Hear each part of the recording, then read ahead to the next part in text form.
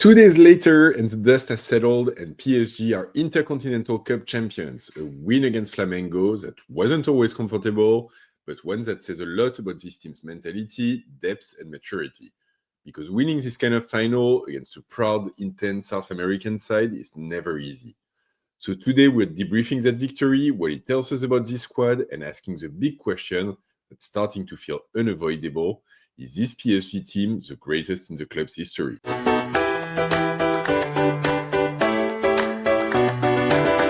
So, I'm a bit late first, let me say that. For this debrief, the game was nearly 2 days ago, and I think there's been, quite a lot that's been said in terms of debriefing it, in terms of, how PSG did and what they did right, what they didn't do right, and so on.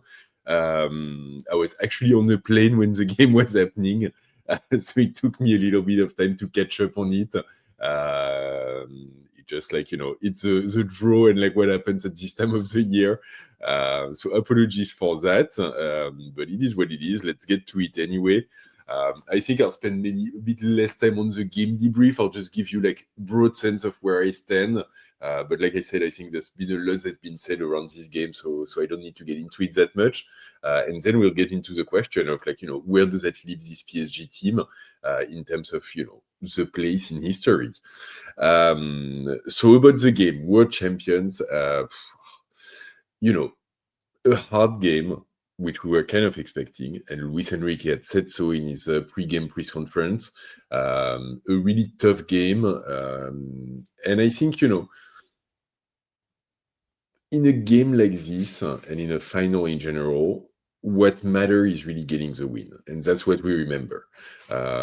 2 years from now, 1 year from now, 6 months from now, no one will remember the game itself. The only thing that we'll remember will be the penalty shootout. But beyond that, no one really remembers that much. So I think in the end, what you want is to put your name on the trophy, bring the trophy home, and that's what we did. So that's really what we had to do. I think at the end of days, there's a lot to say. Clearly, we didn't put up a good performance. But at the same time, there's no doubt in my mind that PSG was still the better team on the pitch, and fully deserves the win. And I think kudos to them, but even the Flamengo fans are saying so. So that really says something. I think it's funny because we started very strong, we finished very strong, and we kind of disappeared for a lot of the middle. I think, the physicality and the level of aggression that Flamengo brought to the game was really something that was hard to deal with in places. And I think, was also a little bit over the top. I think, the fact that they finished 11 against 11 is a little bit crazy if you think about it, just because so many of the challengers were just really borderline. But, they finish 11 against 11. That's the way it goes. They managed to score a penalty kick to answer Kvara's goal. So that's the way it goes. I think on that one, mistakes from Marquinhos, mistake from Warren Zaire-Emery, and that's the way it goes. Yeah, and I think it's a mid-December game between two teams like Flamengo, who's played 75 games, I think, this calendar year.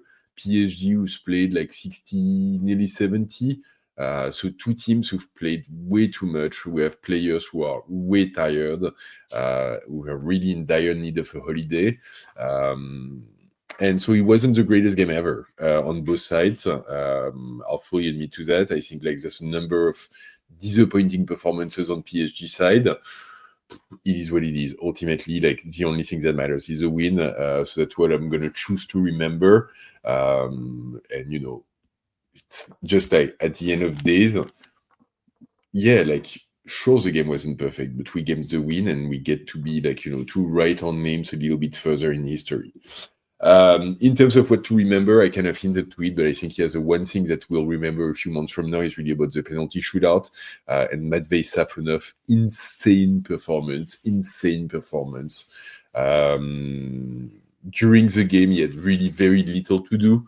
but he really came to life during the penalty shootout, managing to stop 4 of the Flamengo shots in a row. So Flamengo scores their first one, and then that's it. And it goes to the 5th, and they like 4 times Matvei Safonov manages to stop their shots, which is insane.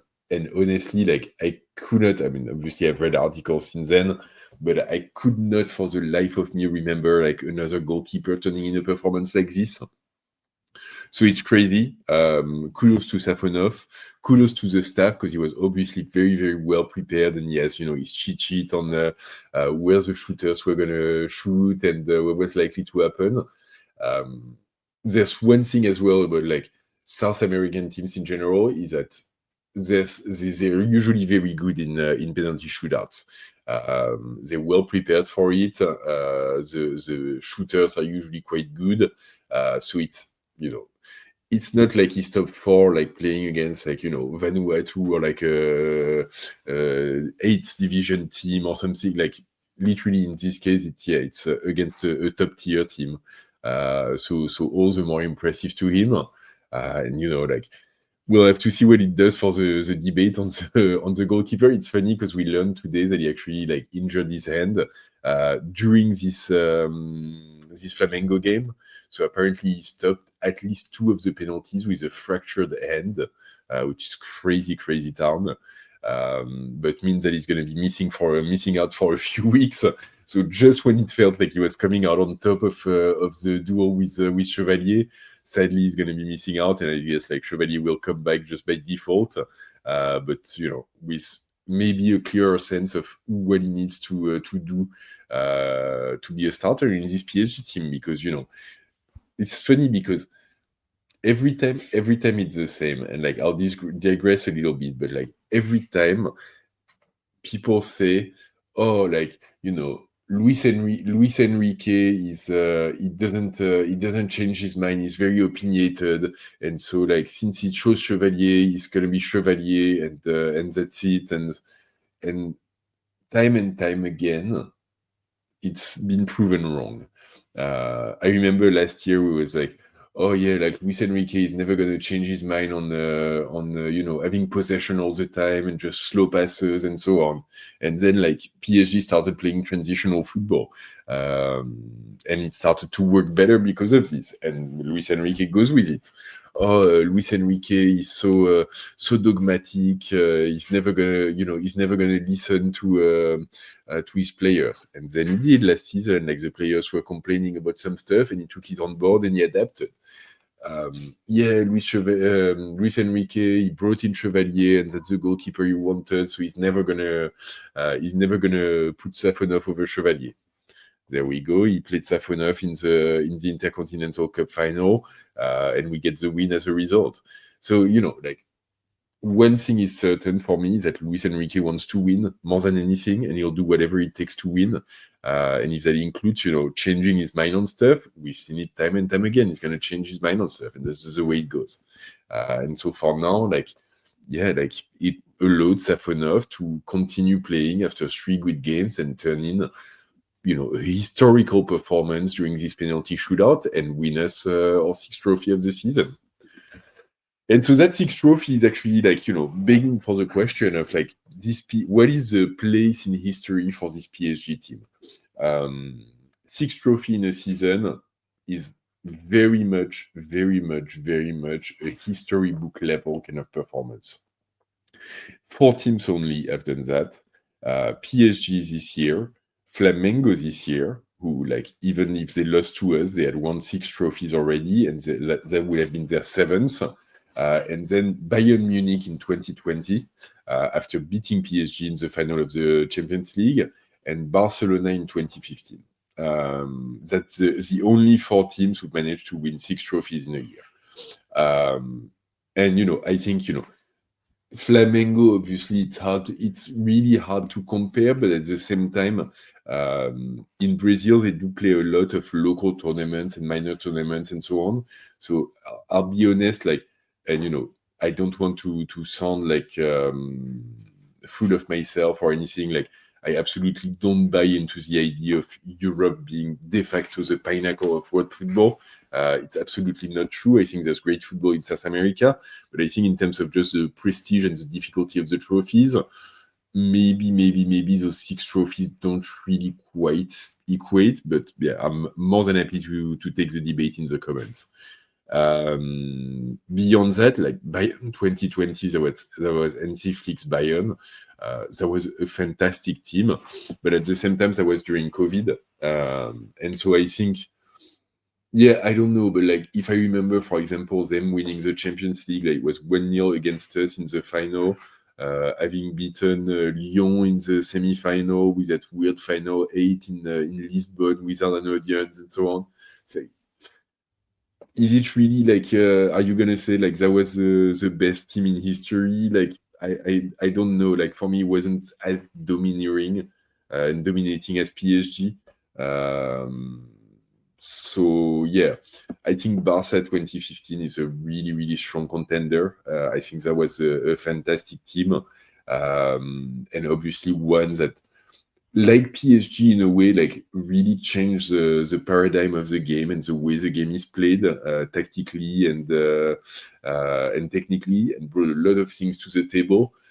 And so with this in mind, I think that's kind of the debate that we have. Obviously, there's also, past teams that have this kind of pedigree as well, even if they didn't have as many trophies. I think the Ajax of the 90s was generation defining. I think like national teams with Cruyff in the Netherlands, Beckenbauer in Germany, even Pelé or Zico in Brazil. There were like a few really like incredible teams in history. So it's always hard to compare, between countries, between national team and club teams, between different eras and so on. But I think one thing is for certain is that, it's the greatest PSG team of all time. I think that much is beyond debate and already was as soon as we won the Champions League. It's the greatest team in French football that ever was. I think, Marseille fans can cry a river all they want, but they didn't get the European Super Cup. They didn't get the Intercontinental Cup.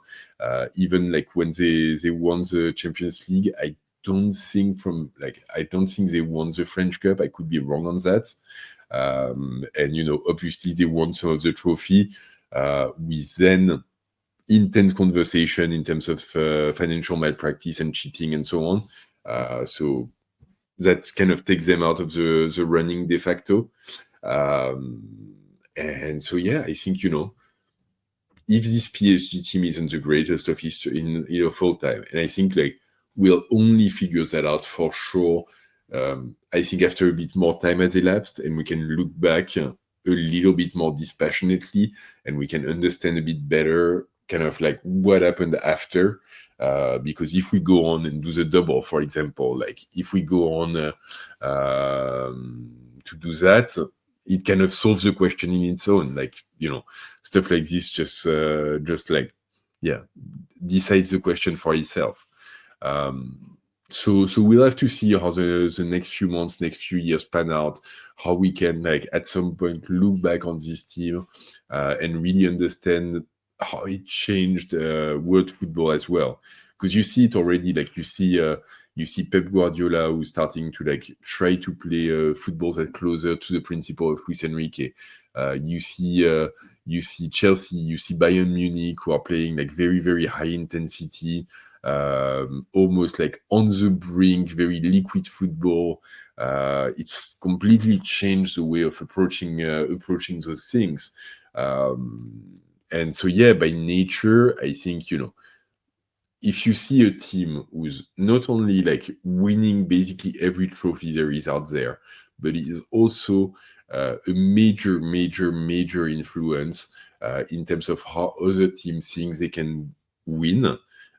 It's really like, I think that's the greatest answer you can have to that question. And I think I wouldn't be surprised if 5 years from now we look back, or like 10 years from now, we look back and still can look at those games as things that are still influential and that still have relevance for football, even like years later. So anyway, this is kind of what I had for you guys on this question. I think it's it's largely unresolvable, but I wanted to start the debate because I think it's interesting, and I think obviously like 6 trophies in a year, it's such an incredible performance. That's like it deserves a question. So let me know in the comment actually what you think of this and like where you land on it. Do you think this PSG team is the greatest of all time? And as always, if you've made it this far, please drop a like on the video. Please subscribe to the channel if you haven't. I kind of hinted at it at the beginning, but obviously I'm traveling at the time, so expect uploads to be a little bit more spaced out. I think there's going to be less news about PSG as well, especially after the French Cup game tomorrow. So I'll jump on the mic and post something when there's stuff to talk about. But yeah, I think it's until the new year. Expect slightly less regular videos. But anyway, please subscribe, hit the bell to get notified when I post something, or follow on Twitter. And as always, ici c'est Paris!